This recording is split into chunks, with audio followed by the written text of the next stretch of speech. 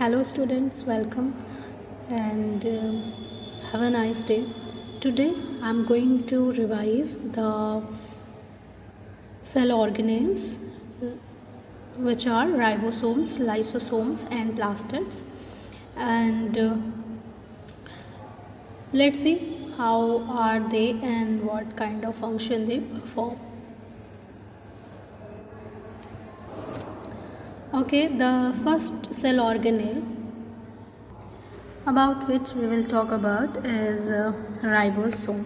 Okay, so ribosomes के बारे में हम बात करने वाले हैं. Ribosomes are the small, very small particles made up of RNA and protein. Okay, ribosomes क्या हैं? राइबोसोम्स बहुत ही माइक्रोस्कोपिक, बहुत ही स्मॉल साइज़ के पार्टिकल्स हैं, और वो पार्टिकल्स जो हैं वो किन चीज़ों से बने हुए हैं? आरएनए और प्रोटीन के बने हुए हैं. आरएनए एक ऑर्गेनिक कंपाउंड है जिसको हम बोलते हैं राइबोन्यूक्लिक एसिड.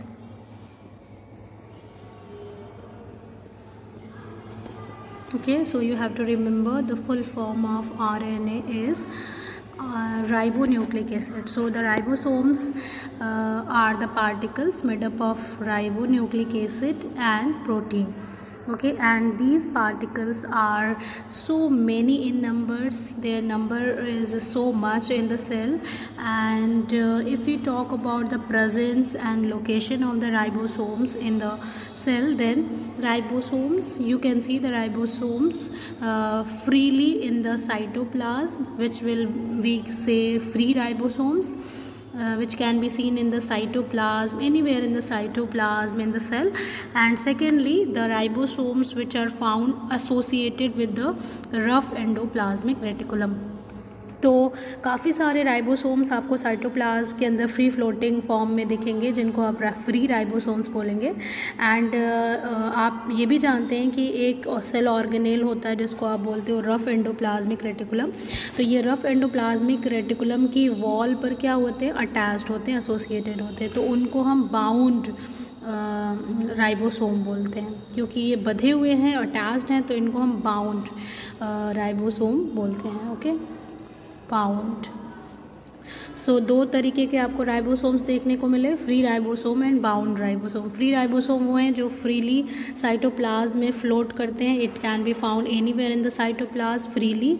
और दूसरे जो हैं वो बाउंड राइबोसोम्स हैं, जो आपको कहाँ मिलते हैं? They are associated with the rough endoplasmic reticulum. They are attached on the surface of rough endoplasmic reticulum. Okay, if we talk about the structure of ribosome, अगर हम राइबोसोम के स्ट्रक्चर की बात करें तो राइबोसोम जो होता है वो दो सब यूनिट्स से मिलके बना होता है. It is made up of 2 सब यूनिट्स. एक जो होती है वो लार्ज इन साइज़ होती है और दूसरी स्मॉल होती है. तो एक जो ये आप देख सकते हैं यहाँ पे इस तरीके की, ये जो सब यूनिट है विच इज़ लार्ज, तो इसको हम लार्ज सब यूनिट बोलते हैं. और जो दूसरी वाली सब यूनिट होती है it is smaller than the first one, and इसको आप क्या बोलेंगे? स्मॉल सब unit. Okay, so the ribosome is made up of 2 सब units. The one is large and another is small. तो लार्ज वाले को अब लार्ज सब यूनिट बोलोगे और स्मॉल को स्मॉल सब यूनिट बोलोगे. ओके,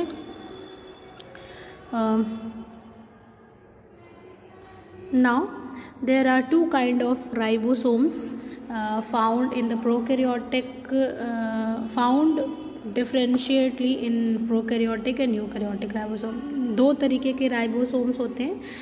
एक जो होता है वो प्रोकैरियोटिक सेल में पाया जाता है सिर्फ, और एक जो होता है वो यूकैरियोटिक सेल में पाया जाता है. तो जो प्रोकैरियोटिक सेल में जो राइबोसोम पाया जाता है उसको आप बोलते हो 70S राइबोसोम, और जो यूकैरियोटिक सेल में पाया जाता है उसको आप 80S राइबोसोम बोलते हो. ठीक है, इसमें जो 2 सब यूनिट्स होती हैं, देखिए इसमें 70S राइबोसोम में जो लार्ज यूनिट होती है वो 50S की होती है, और जो स्मॉल सब यूनिट होती है वो 30S की होती है. ओके, एंड 80S वाले यूकैरियोटिक राइबोसोम में जो लार्ज सब यूनिट होती है वो 60S सब यूनिट होती है, और जो स्मॉल सब यूनिट होती है वो 40S। तो आपको ये याद रखना है कि प्रोकैरियोटिक में जो राइबोसोम होता है वो 70S होता है, और जो यूकैरियोटिक सेल में राइबोसोम पाया जाता है वो 80S होता है। क्योंकि आप जानते हैं कि किसी भी प्रोकैरियोटिक सेल में membrane bound cell organelles, well developed cell organelles absent होते हैं। वो सारे सेल ऑर्गेनेल्स नहीं पाए जाते, सिर्फ और सिर्फ एक ही सेल ऑर्गेनेल पाया जाता है प्रोकैरियोटिक सेल में, वो होता है राइबोसोम। ठीक है, ये आप देख सकते हैं, these are the particles of ribosomes found in the prokaryotic cell. This is the bacteria which is an example of prokaryotic cell. ठीक है, तो प्रोकैरियोटिक सेल में सिर्फ और सिर्फ राइबोसोम ही पाया जाता है। अगर हम सेल ऑर्गेनेल की बात करें तो ये राइबोसोम कैसा होता है, 70S टाइप का राइबोसोम होता है। Okay, now if will talk about the function of ribosome. अगर हम राइबोसोम के फंक्शन की बात करें तो राइबोसोम्स को हम बोलते हैं they are the protein factories of the cell. इनको हम protein factory of the cell बोलते हैं। नाउ यू कैन अंडरस्टैंड क्यों प्रोटीन फैक्ट्री हम इन्हें बोलते होंगे। ऑब्वियसली फैक्ट्री में हम क्या करते हैं, we produce the stuffs and goods. हम क्या करते हैं, फैक्ट्री में चीज़ों को बनाते हैं। तो ये जो राइबोसोम्स हैं इनके अंदर प्रोटीन बनाई जाती है। They are responsible for the production of protein, they synthesize protein. तो आप कह सकते हो ribosomes have the function to produce protein, that's why they are called protein factories of the cell, right? Okay, and ribosomes जो होते हैं वो आपको अगर याद हो तो ये माइटोकॉन्ड्रिया के अंदर भी पाए जाते हैं, है ना, एंड प्लास्टिड्स के अंदर भी ये पाए जाते हैं। So mitochondria and plastids also contain ribosomes. Okay, now we will talk about the next organelle, and that is lysosomes. Okay, now अब हम लाइसोसोम्स के बारे में पढ़ेंगे। तो लाइसोसोम्स बहुत ही इंपॉर्टेंट सेल ऑर्गेनेल होते हैं किसी भी सेल के लिए, एंड ये मेम्ब्रेन बाउंड होते हैं। मेम्ब्रेन बाउंड, यहाँ पे आप देख सकते हो ये मेम्ब्रेन है। ठीक है, मेम्ब्रेन ये क्या होते हैं, मेम्ब्रेन बाउंड सिंगल मेम्ब्रेनस होते हैं। ठीक है, single membrane bound vesicles. Vesicles आप जानते हो कि एक कोई कंटेनर टाइप का स्ट्रक्चर। ठीक है, तो एक सिंगल मेम्ब्रेन का बना हुआ ये मेम्ब्रेन बाउंड वेसाइकल होता है, और इसके अंदर ये जो खाली जगह होती है, अंदर स्पेस होता है, that is filled with the enzymes. वो क्या होता है, एंजाइम, डाइजेस्टिव एंजाइम से भरा हुआ होता है इसके अंदर का ल्यूमेन। ल्यूमेन का मतलब स्पेस, इसके अंदर की जो स्पेस है उसको हम लोग ल्यूमेन बोलेंगे, और उस ल्यूमेन के अंदर, स्पेस के अंदर जो होगी वो डाइजेस्टिव एंजाइम्स जो होंगे वो पाए जाएंगे। ठीक है, it contains digestive enzymes. So very simple structure it has. इसका बहुत ही सिंपल स्ट्रक्चर होता है। एक ही मेम्ब्रेन का जो है एक इस तरीके से राउंडेड वेसाइकल लाइक इसका स्ट्रक्चर होता है, और इसके अंदर डाइजेस्टिव एंजाइम्स पाए जाते हैं। ओके, एंड ये एंजाइम्स बहुत ही पावरफुल होते हैं और हाइड्रोलिटिक होते हैं, and these enzymes are capable of digesting all organic material.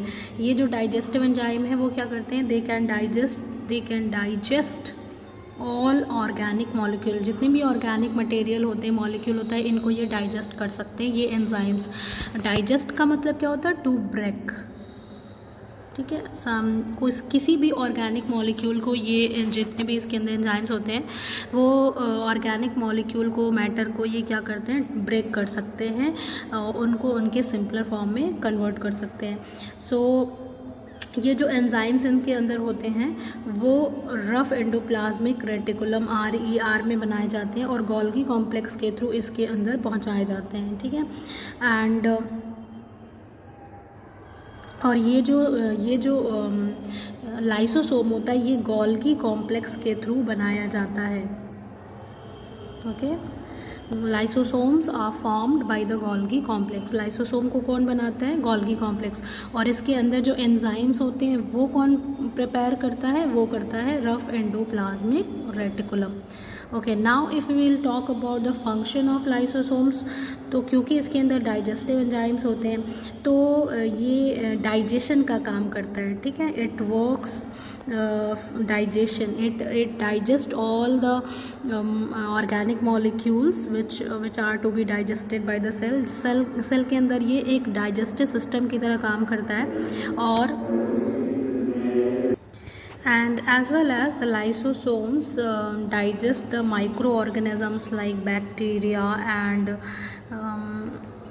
fungus which enter into the cell। तो सेल के अंदर कोई हार्मफुल पैथोजन या माइक्रो ऑर्गेनिज्म एंटर करता है तो ये साइड लाइसोसोम्स के अंदर भेज दिया जाता है, और लाइसोसोम्स के अंदर जो एंजाइम्स होते हैं वो उन बैक्टीरिया को डाइजेस्ट करके किल कर देते हैं। इस तरीके से ये हमारी बॉडी में डाइजेशन का काम करता है। Okay, and lysosome can digest the organic substances of the same cell to which it belongs, and this process is called autolysis.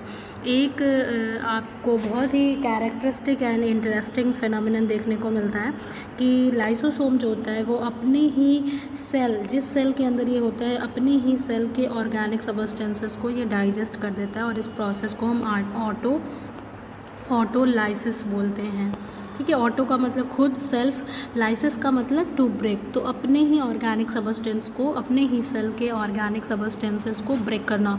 क्योंकि ये क्या करता है, जिस सेल के अंदर ये होता है उसी के ऑर्गेनिक सबस्टेंसेस को ये क्या कर देता है, डाइजेस्ट कर देता है, जिससे सेल जो होती है वो डिस्ट्रॉय हो जाती है, डाइजेस्ट हो जाती है। इसीलिए हम क्या करते हैं, इस लाइसोसोम को हम डाइजेस्टिव बैग कहते हैं। We call it digestive bag of the cell. Okay, and अगर कोई डेड या फिर डैमेज सेल है, या फिर कोई ऐसी सेल है which is not active and अब वो डैमेज्ड हो गई है या फिर डेड हो गई है, या फिर कोई इमरजेंसी सिचुएशन है जिसमें सेल को किल करना है, ख़त्म करना है, तो क्या होता है कि ये जो लाइसोसोम की मेम्ब्रेन है इट बर्स्ट आउट, ये बर्स्ट हो जाती है, और एंजाइम्स होते हैं वो पूरा सेल के अंदर स्प्रेड हो जाता है और सारे सेल के सारे कंपोनेंट को ये डाइजेस्ट कर देता है। तो इससे क्या होता है कि the cell get digested and get destroyed. इसीलिए हम इसको क्या बोलते हैं, सुसाइडल बैग भी बोलते हैं, क्योंकि ये जिस सेल में होता है उसी सेल को डाइजेस्ट करके ख़त्म कर देता है, तो इसलिए हम suicidal bag of the cell भी इसको बोलते हैं।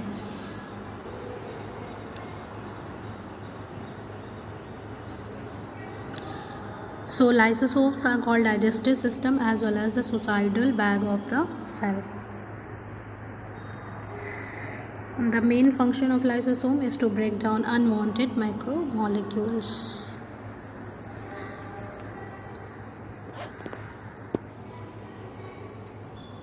Now we will talk about the another organelle, which is the characteristic feature of plant cell, and this is plastid. ठीक है, अब हम लोग प्लास्टिड के बारे में बात करेंगे, जो कि ये प्लांट्स का कैरेक्टरिस्टिक फीचर है, सिर्फ और सिर्फ प्लांट सेल में पाया जाता है और ये एनिमल सेल में एब्सेंट होता है। Okay, you know that. Okay, plastids are the largest cytoplasmic organelle bound by a double membrane. ये क्या होते हैं, डबल मेम्ब्रेनस होते हैं, आपको याद रखना है, इसमें डबल मेम्ब्रेन होती है। Okay, double membrane, and they are found in the most of the plant cell and some photosynthetic protist. These are absent in prokaryotes and animal cell। ये प्रोकैरियोट्स में एब्सेंट होते हैं, एनिमल सेल में present होते हैं, और ये जो होते हैं वो एल्गी एक होता है उसके अंदर ये प्रेजेंट होते हैं। दिस इज़ एल्गी, ये आपको एल्गी देखने को मिला, they are looking very very green. Okay, तो ये इनके अंदर प्रेजेंट होते हैं, और एनिमल और प्रोकैरियोटिक सेल में ये एब्सेंट होते हैं। जैसे कि आपने पढ़ा था कि माइटोकॉन्ड्रिया के अंदर जो होता है वो डीएनए, आरएनए और राइबोसोम्स होते हैं, उसी तरीके से प्लास्टिड के अंदर भी उनका अपना डीएनए, आरएनए और राइबोसोम होता है, you know that. And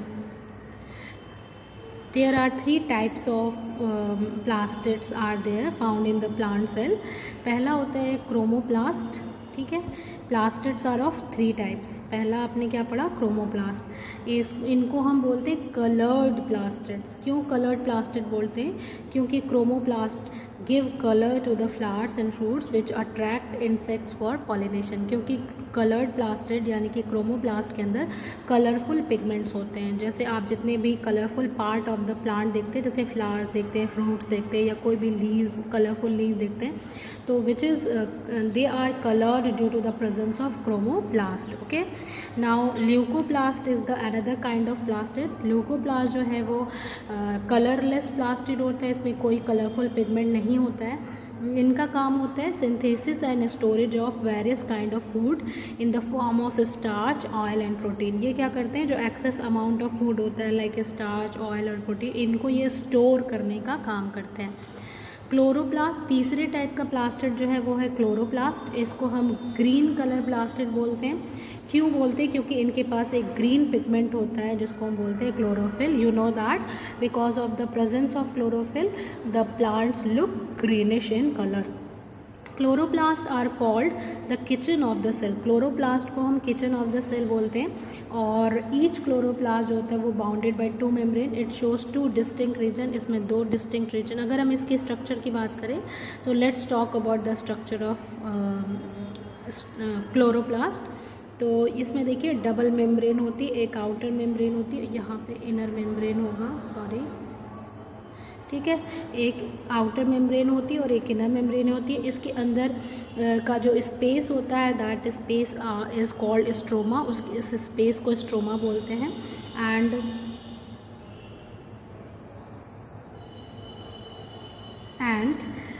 in that space, उस स्पेस में फ्लूइड भरा हुआ होता है और उस फ्लूइड के अंदर आपको ऐसे स्टैक ऑफ कॉइन देखने को मिलते हैं, stack of coin like structure, ठीक है।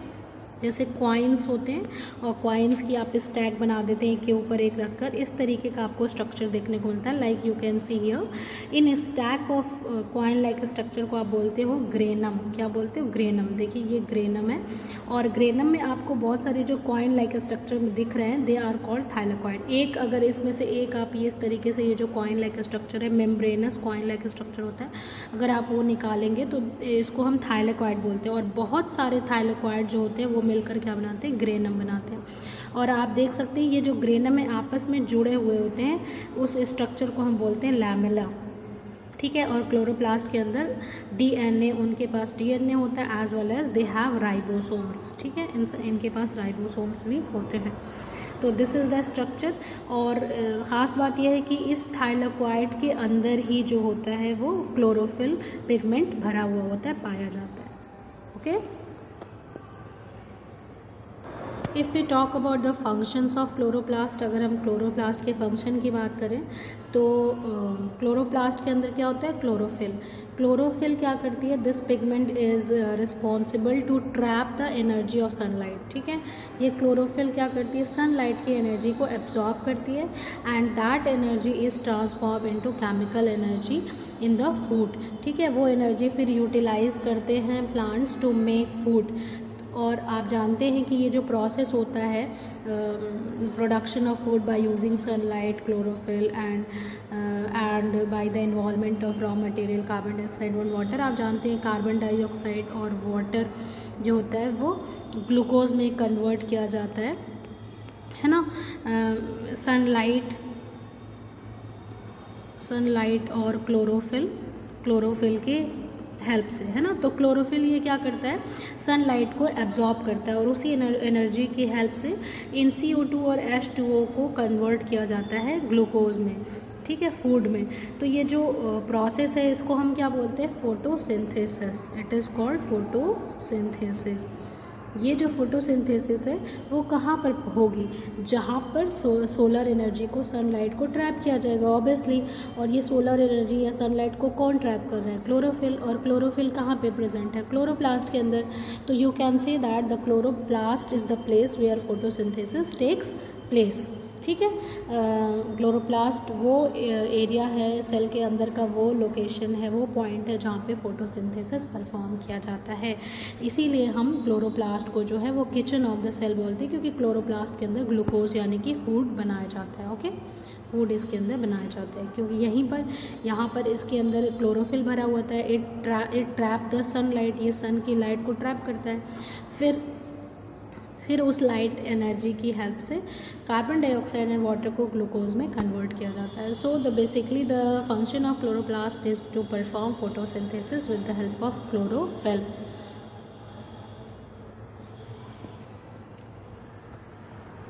फोटोसिंथेसिस का जो प्रोसेस होता है वो 2 स्टेप में कंप्लीट होता है। एक को हम बोलते हैं लाइट